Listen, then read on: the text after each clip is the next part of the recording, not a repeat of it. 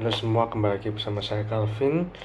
Hari ini saya akan membahas tentang banyak pertandingan besar sih. Jadi terutama di Liga Inggris dan Italia.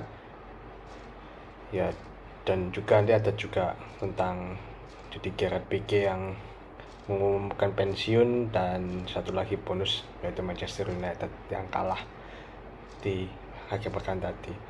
Oh ya, bagi yang mungkin ingin tahu, jadi sekarang ya puji Tuhan saya sudah negatif COVID, tapi emang mungkin saya masih butuh istirahat karena pemulihan. Jadi mesti proses pemulihan, jadi ya semoga saya bisa merekam video ini sampai akhir gitu. Dan video ini jadi video spesial karena banyak match yang akan saya bahas.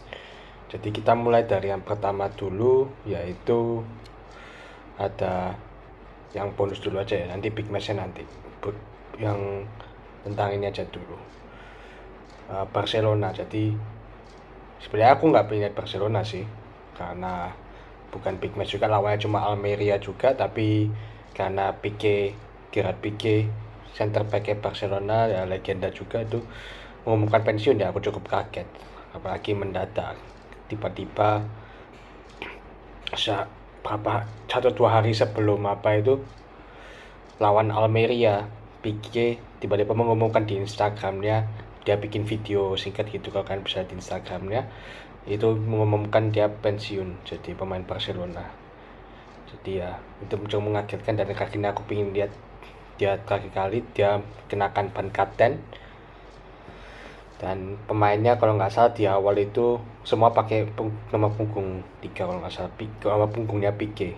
Jadi di pertandingan lawan Almeria, Pique jadi kapten. Dia kan harusnya vice kapten, wakil kapten, di kaptennya kan Busquets, tapi untuk khusus di pertandingan ini Pique jadi kapten untuk seremonial matchnya dia.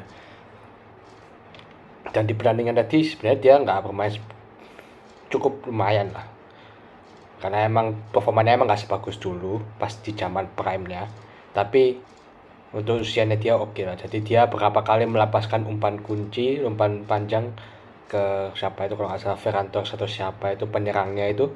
Kemudian dia juga menjaga gawangnya dari kebobolan juga selama pertandingan itu sampai 3 di menit 80. Jadi performanya Pique cukup bagus, dan tim Barcelona berhasil meraih kemenangan 2-0 lewat golnya si Dembele sama Frenkie de Jong. Ya ini cukup kemenangan oke sih, yang membawa mereka ke puncak klasemen. Ya, jadi ini anggapannya perpisahan yang bagus bagi Pique. Jadi dia juga di akhir itu dia ada kayak seremoni, jadi kayak speech, bukan pidato, sampai semua sampai ada yang nangis, sampai tepuk tangan juga pemainnya sampai terharu gitu. Jadi ya ada yang bilang Pique nggak tahu ya kenapa ya pensiun. Jadi ada yang bilang kalau di berita itu ada undang-undang anti Pique, kayak ada atau dia Pique sadar karena dia usianya sudah tua, sudah 35 tahun, dan dia sudah bukan pilihan utama lagi di back tengah, jadi dia kayak merasa nggak dibutuhkan lagi, makanya dia mau pensiun. Dan ada juga yang bilang kalau dia mau jadi presiden Barca. Aku nggak tahu mana yang tepat, tapi ya selamat jalan legenda, semoga Anda bisa menikmati pensiun Anda dengan baik, dan bisa mungkin punya aktivitas lain di luar sepak bola, atau selain jadi pemain gitu. Bukan di luar sih, maksudnya selain jadi pemain gitu. Terima kasih Mas atas kontribusinya dalam timnas Spanyol dan Barcelona gitu. Ini kan dia kan juga legenda, dan dia sudah memenangkan banyak gelar bagi Barcelona dan Spanyol selama ini. Jadi emang dia pantas disebut legenda, satu back tengah terbaik di dunia gitu di masa jayanya. Kemudian kedua tentang Manchester United. Jadi ini juga sebenarnya bukan big match karena lawannya Aston Villa, tapi secara mengejutkan Aston Villa bisa mengalahkan MU. Ya ini kalau dilihat dari permainan juga MU layak kalah sih, soalnya satu tim bermain buruk, jadi transisinya lambat, jadi terutama transisi dari menyerang ke bertahan itu lambat. Kemudian juga penyerangnya nggak efektif, jadi kebanyakan crossing ke Ronaldo. Sebenarnya crossing nggak masalah, cuma harus tahu kapan crossing, timing crossing yang tepat juga. Itu makanya nggak ada banyak peluang juga kan, dan Konate juga ya tidak berkontribusi banyak di pertandingan ini, cuma ada satu peluang, habis itu dia nggak banyak berkontribusi juga karena mungkin karena kurang supply atau apa juga. Ya juga tadi ini satu tim di sini bermain buruk dan ya masih banyak harus dilakukan Ten Hag, dan terutama pas counter Aston Villa dapat banyak counter dan pertahanannya itu ketok hancur. Jadi pertahanannya itu betul-betul dihancurkan sama Aston Villa. Dan ini juga ada peran dari Emiliano Martinez, kiper sekaligus kaptennya Aston Villa di pertandingan ini. Jadi dia mengarahkan untuk gol kedua ya, mengarahkan para pemainnya, mengarahkan posisinya para pemain Aston Villa untuk ngeblok pandangannya De Gea, kipernya MU pas tendangan bebas, dan Lucas Digne berhasil cetak free kick indah dan berhasil cetak gol ke gawang De Gea. Jadi emang mungkin kipernya juga bisa dibilang man of the match di pertandingan ini. Dan sekarang sudah dua pertandingan itu, sekarang kita masuk ke big match. Di akhir pekan ini ada banyak big match. Serius, jadi kita bahas satu-satu dulu. Kita mulai dari Italia dulu. Jadi yang pertama mulai itu adalah Atalanta lawan Napoli. Peringkat 1 lawan peringkat 2. Jadi ini pertandingan seimbang. Oke. Seimbang dari menit awal tuh seimbang. Semua dua-duanya saling nyerang, nggak ada yang bertahan. Ini pertandingan seru, banyak peluang. Yang Atalanta cetak gol dulu. Jadi dari penalti itu dari berkat handballnya si Victor Osimhen. Jadi kemudian Atalanta dapat penalti dan Ademola Lookman yang bawa penalti berhasil cetak gol. Tapi Napoli ini menunjukkan mental, maksudnya tidak menyerah. Tidak lama berselang mereka berhasil cetak gol lewat Osimhen. Jadi Osimhen seakan mau menebus kesalahannya. Setelah menyebabkan penalti tadi, dia mencetak gol sundulan indah dari crossingnya si siapa itu namanya? Crossingnya Zielinski ya kalau nggak salah. Iya, Zielinski itu crossingnya cukup indah juga, dan headingnya bagus, itu gol bagus. Dan kemudian tak lama berselang Napoli membalikan kedudukan. Jadi ini dari Osimhen sih terutama. Jadi Osimhen dia meliuk-liuk melewati beberapa pemain Atalanta, kemudian dia dapat ruang, dia ngumpan, dia lihat Elmas dalam posisi kosong, dia ngumpan, Elmas yang dalam posisi kosong tinggal nendang dan gol. Jadi Osimhen itu juga berkata Osimhen, jadi Osimhen di sini man of the match. Simpelnya, walaupun dia buat kesalahan juga. Tapi yang juga sebenarnya ini pertandingan lebih layak seri ya. Tapi di babak kedua Atalanta itu dapat banyak peluang tapi nggak mau mencetak gol karena penyerangnya lagi kurang bagus gitu. Kena tiang kena apa, jadi sayangnya Atalanta itu skema permainannya bagus. Mereka main marking pemain Napoli berusaha untuk bertahan, kan buktinya mereka nggak kebobolan lagi di babak kedua. Tapi karena mereka nggak mampu cetak gol, makanya mereka kalah 2-1. Tapi ya ini bukan kekalahan yang memalukan bagi Atalanta, dan mereka masih berada di posisi berapa ya sekarang? Oh, sudah keempat ya, jadi masih 4 besar lah, jadi nggak, masih oke lah. Dan Napoli, tapi ini lebih bagus Napoli karena Napoli sekarang berhasil unggul 6 poin dari dari Milan di posisi kedua yang berusaha menang juga. Jadi Napoli sampai 13 laga ini belum terkalahkan. Napoli ini emang luar biasa musim ini. Skema permainan yang ditetapkan oleh Spalletti berhasil dijalankan dengan baik oleh pemain-pemainnya, sehingga pemain itu tahu di mana dia harus memposisikan dirinya. Itu yang bagus ya dari permainan Napoli yang indah, dan teamworknya juga bagus gitu. Kemudian ada juga AS Roma lawan Lazio. Ini derby Roma ya. Ini sebenarnya tapi bedanya sama Atalanta Napoli, ini pertandingan lebih membosankan, temponya lebih lambat. Nah, dulu kalau Napoli sama Atalanta kan lebih cepat, kalau ini temponya lambat, apa lebih banyak dribble apa tidak banyak peluang, ya Lazio dapat gol di babak pertama, tapi golnya itu berkat kesalahan backnya si Roma yang kepintaran, namanya si Ibanez itu terlalu lama pegang bola, direbut sama Pedro umpan ke Felipe Anderson yang posisi bebas, tinggal berhadapan sama kiper Rui Patricio dan gol. Jadi ya itu istilahnya gol, kalau dia bilang gol jatuh dari langit lah istilahnya gitu. Jadi ya itu berkat betul-betul blunder besar dari Roma. Dan setelah itu Roma itu bukan dapat peluang loh, Roma dapat peluang tapi finishingnya nggak bagus.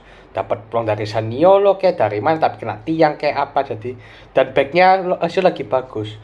Salah satunya siapa itu, Romagnoli, mantan pemain AC Milan, itu melakukan satu challenge penting kalau nggak salah di babak kedua apa gitu, itu melakukan tackle penting itu.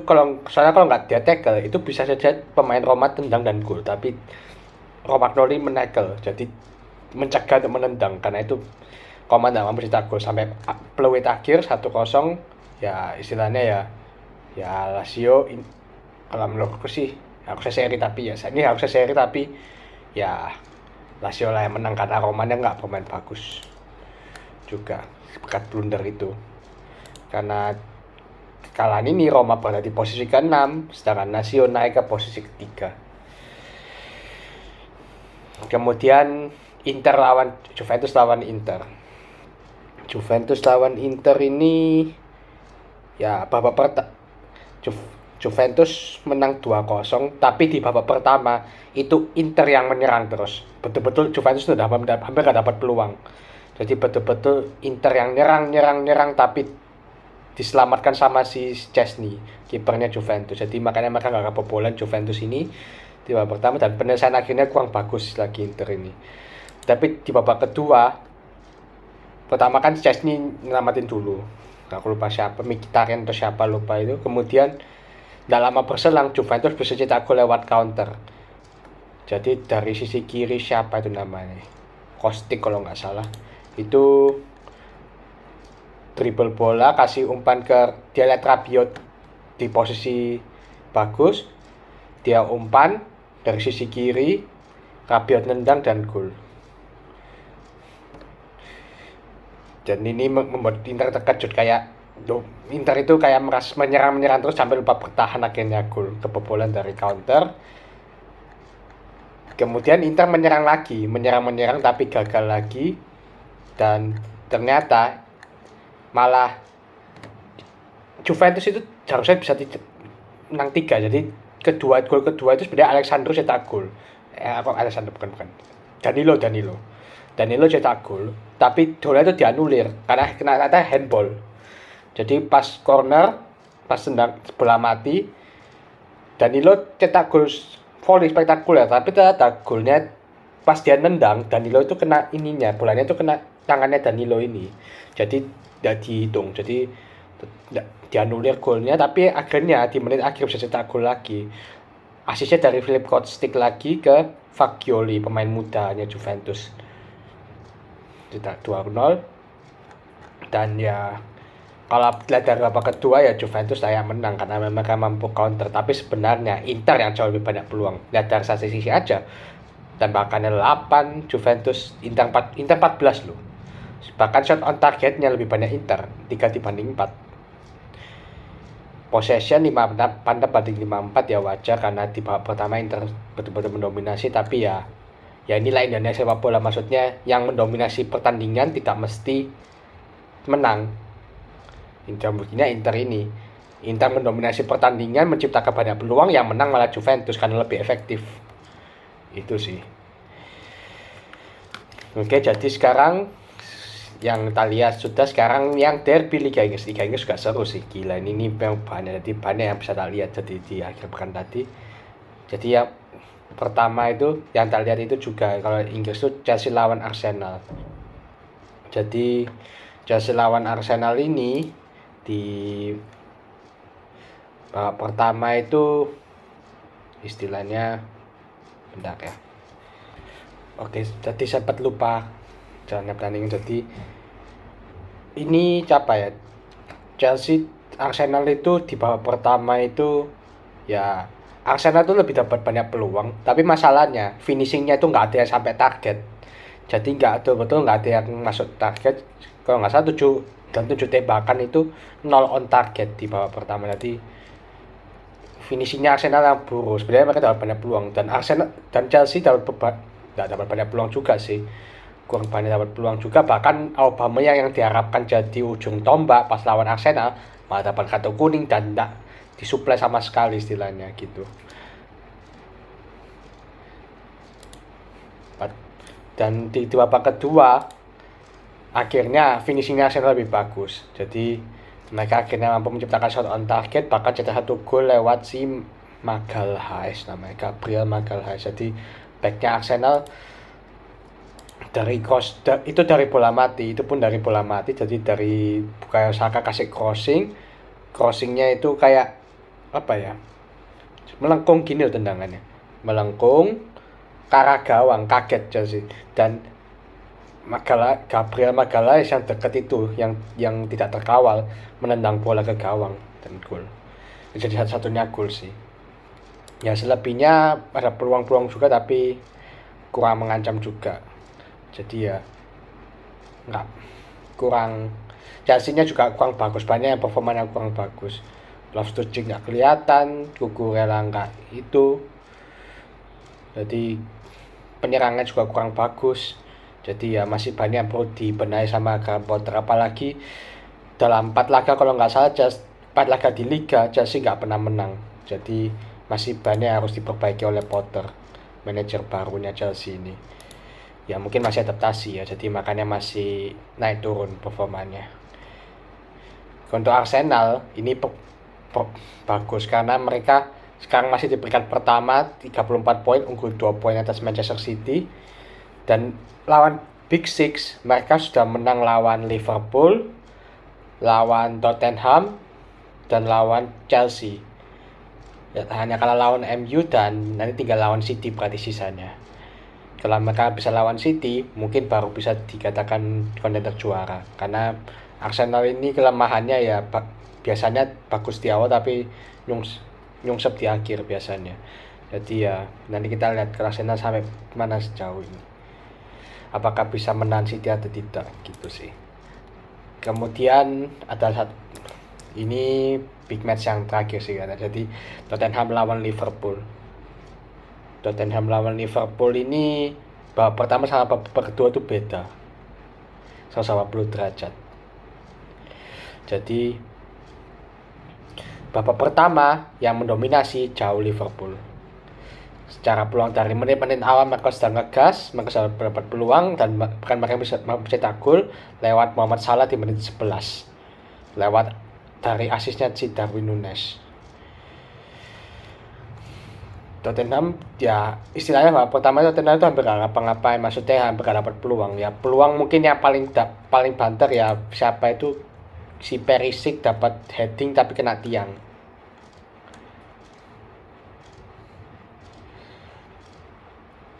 Perisic kalau nggak salah. Jadi gak ada satu dua peluang aja lah Tottenham, tapi lebih banyak ke Liverpool. Tapi di babak kedua berbeda, yang mendominasi pertandingan malah Tottenham. Jadi Tottenham itu betul-betul sekiranya dapat kalau nggak salah banyak peluang 10 bahkan atau apa. Dan bahkan Alisson harus bekerja keras di babak kedua. Dan babak pertama itu cara cetak 2 gol by the way. Tadi aku lupa menyebut setelah menit 11 juga menit ke-40 dia cetak gol lagi. Emang Salahnya lagi on fire ya. Jadi tapi di babak kedua betul-betul Tottenham itu mendominasi.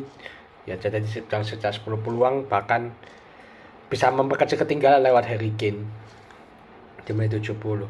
Dan bisa saja seri loh, banyak peluang, tapi Alisson juga lagi bagus performanya, lebih ya istilah mengamankan gawangnya Liverpool. Tapi yang paling jelek di pertandingan ini ya si Alexander-Arnold. Karena Alexander-Arnold ini bertahannya betul-betul parah. Berapa kali pemain Spurs itu berhasil melewati Alexander-Arnold. Bahkan hampir Alexander-Arnold itu menyebabkan penalti bagi Liverpool, karena kalau nggak salah dia mendorong si Sessegnon kalau nggak salah, pemainnya si Tottenham. Jadi ini back mungkin sudah bahannya bagus dalam attacking ya, dalam crossing, dalam passing, tapi kalau dalam bertahan betul-betul lancar. Padahal posisinya back loh, back kanan. Ini bahaya sih buat Liverpool. Dan nggak ada yang bisa gantiin juga masalahnya. Itu yang ini jadi titik lemahnya dengan Alexander Arnold ini. Gitu. Dan ya Nunes ya oke, tapi Nunes juga dia membawa beberapa peluang, dia pada beberapa peluang tapi gagal semua. Ya juga karena Lorisnya lagi bagus juga sih. Jadi nah ini harusnya seri karena Tottenham dapat banyak sekali peluang tapi gagal juga ya. Tapi kemenangan ini juga bagus untuk Liverpool. Karena Liverpool ini kemenangan tandang pertamanya Liverpool di liga ini. Setelah 6 laga tandang akhirnya baru berhasil pertama kali menang. Jadi tandangnya Liverpool memang betul-betul buruk ya. Ini yang menyebabkan mereka masih sekarang berada di posisi 8. Walaupun menang di posisi 8. Bahkan waktu itu sempat peringkat 10.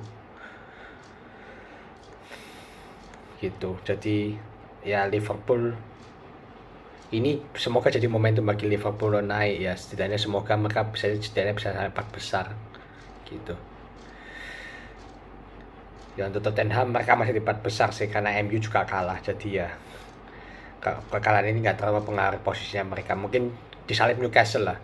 Yang paling pengaruh cuma disalip Newcastle yang lagi dalam tren bagus. Gitu. Ya itu aja sih. Akhirnya ini sudah semua ya pertandingan, sudah 6 pertandingan. Terima kasih bagi yang sudah menonton dari awal sampai akhir. Semoga video ini bermanfaat bagi kalian semua. Terima kasih.